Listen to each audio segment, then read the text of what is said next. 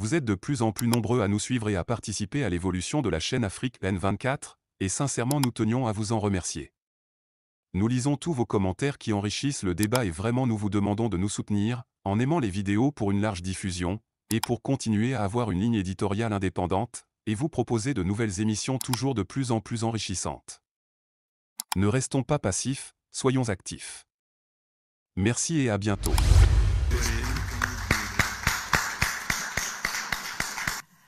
Mesdames, Messieurs, les présidents et membres de Parlement, chers participants, je voudrais commencer par remercier les organisateurs de la Douma d'État pour nous avoir invités à prendre la parole et à exprimer aujourd'hui mon point de vue et celui des populations africaines qui se reconnaissent dans le combat que nous menons. Lors de cette conférence qui se penche sur le néocolonialisme occidental et la façon dont on peut prévenir une répétition à l'infini de l'histoire.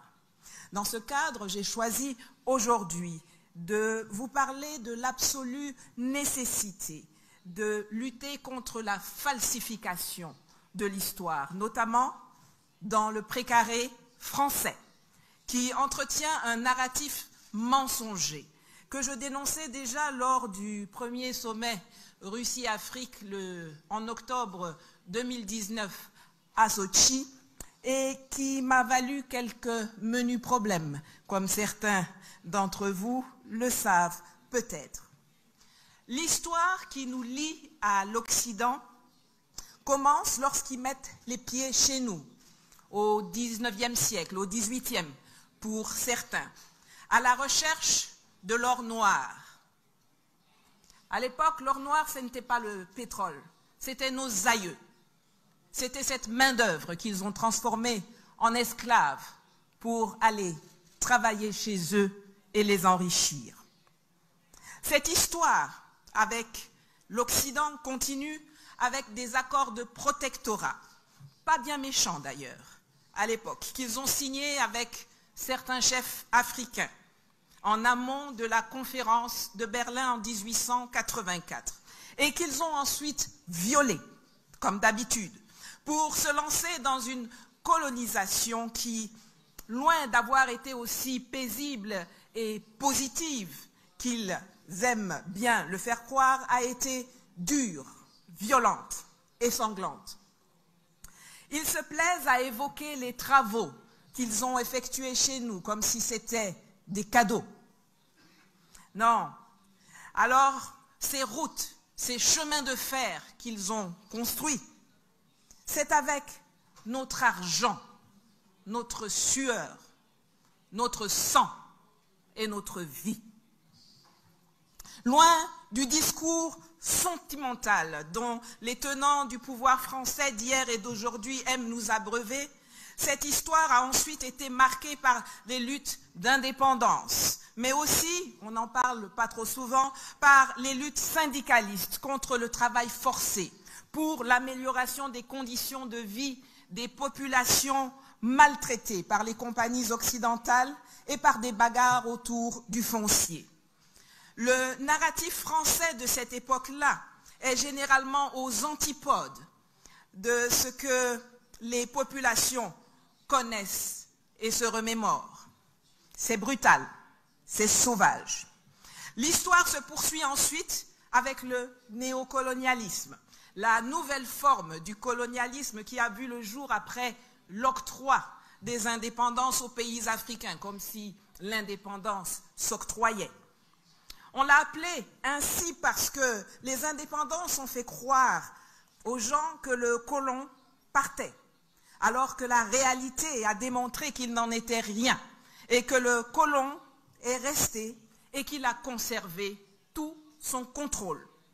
C'est ainsi que notre histoire commune se poursuit avec des coups d'État, les changements de régime, qu'ils ont longtemps niés, mais qu'ils ont pourtant perpétrés grâce à leurs mercenaires comme Bob Denard, grâce à leurs légions étrangères ou grâce aux soldats africains qu'ils ont formés, peut-être même pour cela. C'est généralement lorsqu'ils ne sont plus aux affaires que certains chefs d'État français admettent du bout des lèvres leur forfait. Mais pourquoi éprouvent-ils donc le besoin de falsifier l'histoire? Là d'où je viens, c'est très simple. On dit que lorsque tu mens, c'est parce que tu as quelque chose à cacher. Les politiques français doivent d'abord cacher des choses à leur propre population, dont une partie est anticoloniale et une autre ignorante, se berce d'illusions quant à la grandeur de leur pays ou d'ignorance quant à la provenance de leur confort. Ils doivent ensuite mentir à la communauté internationale, car après s'être posés en défenseurs, en parangons de la démocratie, des lumières, des droits de l'homme, il leur est difficile d'admettre à la face du monde qu'ils ont renoncé à ces valeurs pour devenir des geôliers, des tortionnaires de ceux dont ils avaient la tutelle. À nous, Africains, ils mentent pour mieux nous leurrer, pour nous blaguer, pour nous intoxiquer, pour nous endormir, pour nous faire perdre notre estime de soi et surtout pour continuer à nous dominer et à nous exploiter. Mais avec nous, ils ont fait plus que mentir.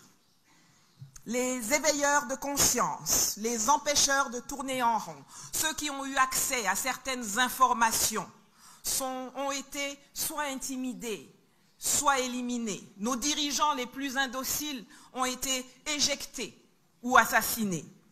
Mais comment font-ils pour falsifier et pour dominer?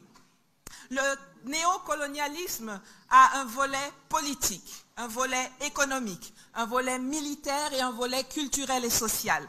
Et pour chacun de ces aspects, il y a eu un discours précis dans lequel nous baignons encore. Si l'on regarde le volet politique, le narratif a présenté le néocolonialisme comme le choix des Africains eux-mêmes, exprimé à travers des chefs d'État complices, choisis et formés par le colon et prêts à endosser le rôle d'immature irresponsable, manquant de capacités politiques et intellectuelles nécessaires pour se représenter eux-mêmes dans des instances que les colons ont créées dès 1945, alors que nos pays, en l'état actuel des choses, n'existaient pas encore.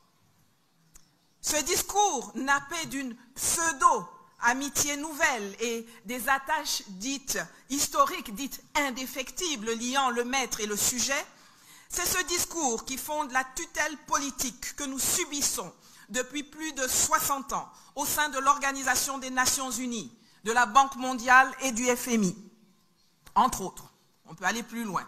C'est ce narratif qui continue de justifier aujourd'hui encore en mars 2023 l'existence du statut de porte-plume dévolu aux anciennes puissances coloniales au sein des Nations Unies, qui leur réserve le droit de rédiger les résolutions et les communications présidentielles du Conseil de sécurité et de l'Assemblée générale sur l'Afrique.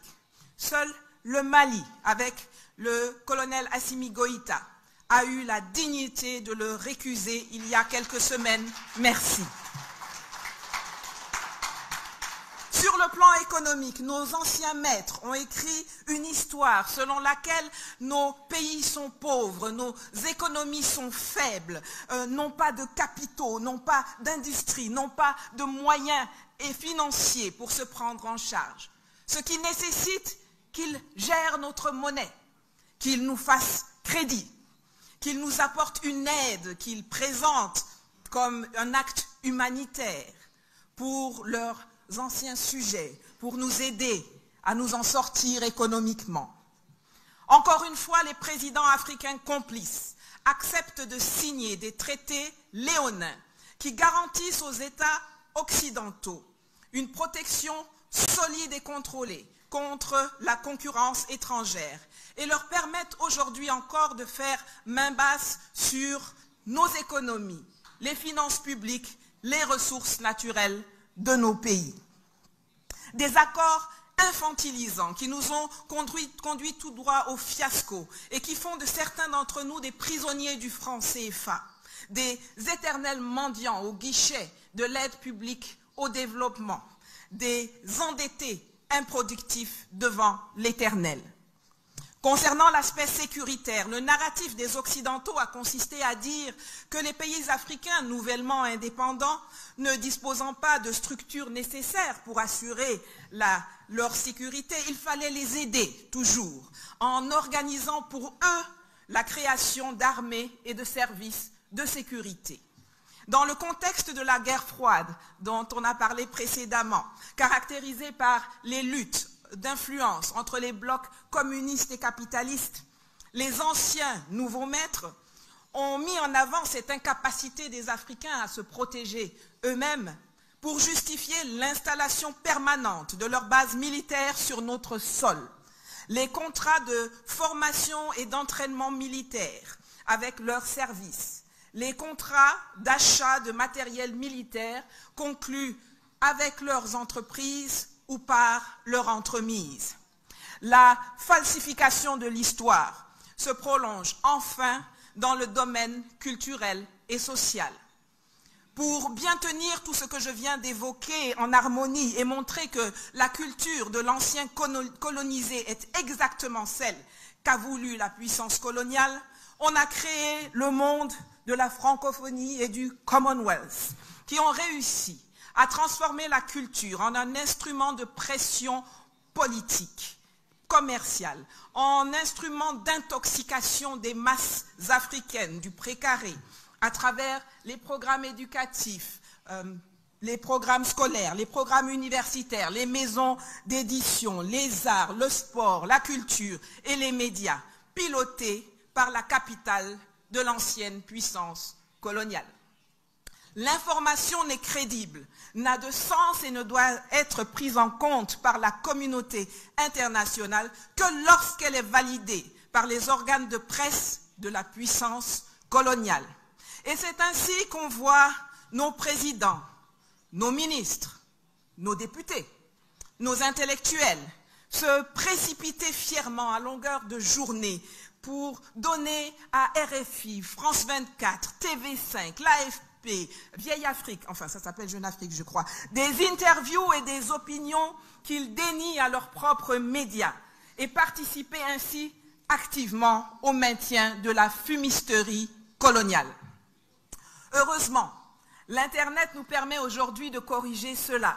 Et une vidéo, un tweet, une conférence, un live de Kémy Séba ou de moi a plus d'audience et plus de résonance que n'importe quelle émission de médias france-africains. Évitez donc d'aller à Paris. Que faut-il donc faire pour mettre un terme à cette falsification qui permet la pérennisation du néocolonialisme occidental? Les accords léonins signés par nos chefs d'État africains complices qui s'empressent de punir ceux qui en dénoncent les effets. Kémy a été chassé du Sénégal parce qu'il a déchiré un billet de 5 000 francs CFA. J'ai été chassé de Côte d'Ivoire parce que en 2019 à Sochi, j'ai dénoncé la structure du néocolonialisme français et son narratif mensonger. Les manuels scolaires, la culture, les musées, les médias sont les moyens visibles qui sont utilisés pour falsifier l'histoire et nous maintenir dans l'escarcelle du néocolonialisme occidental. Mais il y a toute une partie invisible, toute une partie qui se traduit par la dissimulation des archives et le soft power utilisé dans les coulisses des institutions, des événements, des conférences internationales auxquelles l'Afrique n'a pas accès. Quand les Français marchent la nuit dans les couloirs pour aller dire à leurs partenaires internationaux ce qu'ils ont le droit de faire ou non en Afrique, ce continent qu'ils continuent de considérer comme leur propriété et dont ils ont besoin pour survivre, ne serait-ce qu'en tant que puissance moyenne. C'est pourquoi je m'adresse à présent directement aux amis russes dans la salle. Ouvrez vos archives. Donnez-nous les preuves que vous détenez de ces agissements. Maintenant que vous voyez leur méthode et que vous en faites aussi les frais aujourd'hui. Avec la réécriture de l'histoire, de la contribution de la Russie à la marche du monde et au bien-être occidental, vous comprenez, j'en suis sûre, nos besoins, mieux que jamais. Vous étiez à Berlin en 1884, nous n'y étions pas. Vous étiez à Yalta, nous n'y étions pas. Vous étiez là en 1960, nous n'y étions pas. Partagez-nous vos informations et vos archives pour nous aider à déconstruire efficacement, scientifiquement, la falsification de l'histoire qui fait le lit du néocolonialisme. Quant à vous, mes frères et sœurs parlementaires africains, j'ai aussi quelque chose à vous dire pour conclure. Tous les jours, au péril de notre vie et de notre confort, nous faisons notre part pour déconstruire le carcan mis en place pour nous maintenir dans l'asservissement. Je vous demande, en rentrant chez vous, de faire votre part pour virer le geôlier et pour briser les chaînes de la tutelle encombrante, hégémonique, peu rassurante et appauvrissante qui nous empêche d'évoluer et de devenir des hommes dignes et libres et prospères au sein de nations africaines unies et apaisées. Certains d'entre vous le font déjà. Après avoir été élu à la tête de l'Assemblée nationale de Côte d'Ivoire en 2001, le professeur Mamadou Koulibaly a fait ce qu'aucun président de l'Assemblée nationale n'avait osé faire auparavant. Il a fait sortir des archives de l'Assemblée nationale les accords léonins qui avaient été passés pour maintenir les pays africains sous la domination de la France. Et il les a publiés intégralement dans un ouvrage intitulé « Les servitudes du pacte colonial ». Pratiquez la transparence. Vous êtes les représentants du peuple. Ne votez pas des lois qui pérennisent le pacte colonial ou qui le réinventent sous de nouvelles formes, comme la nouvelle dictature du climat que l'on veut nous empêcher, que l'on veut nous imposer pour nous empêcher d'utiliser nos ressources comme nous l'entendons, pour nous développer et pour nous enrichir comme eux l'ont fait par le passé. Le bassin du Congo n'est pas le poumon de la planète. Le bassin du Congo est le poumon du bassin du Congo. Rien de plus, rien de moins. Et il revient exclusivement aux pays de la zone de décider en toute souveraineté et en toute lucidité ce qu'ils veulent faire de leurs forêts, de leurs terres, de leur faune, de leur flore et de leur sous-sol. Messieurs les parlementaires, mesdames les parlementaires, bloquez la ratification de contrats qui prévoient l'exportation de matières premières non transformées et proposer des lois qui vont enfin nous débarrasser de la tutelle monétaire, des bases militaires occidentales et des programmes scolaires mensongers qui empoisonnent notre continent depuis trop longtemps déjà. Nous avons assez perdu de temps depuis 60 ans. Agissez, agissons ensemble. Spasiba. Vous êtes de plus en plus nombreux à nous suivre sur Afrique N24, et vraiment nous tenions à vous en remercier. Nous lisons tous vos commentaires qui enrichissent le débat et vraiment nous vous demandons de nous soutenir pour continuer à avoir cette ligne éditoriale indépendante, et vous proposer des émissions toujours de plus en plus enrichissantes. Merci et à bientôt. Likez la vidéo si ce n'est pas déjà fait. Laissez aussi votre point de vue en commentaire. Abonnez-vous et cliquez aussi sur la petite cloche de notification pour ne rien rater de nos prochaines vidéos. N'oubliez pas de partager aussi la vidéo et de la liker.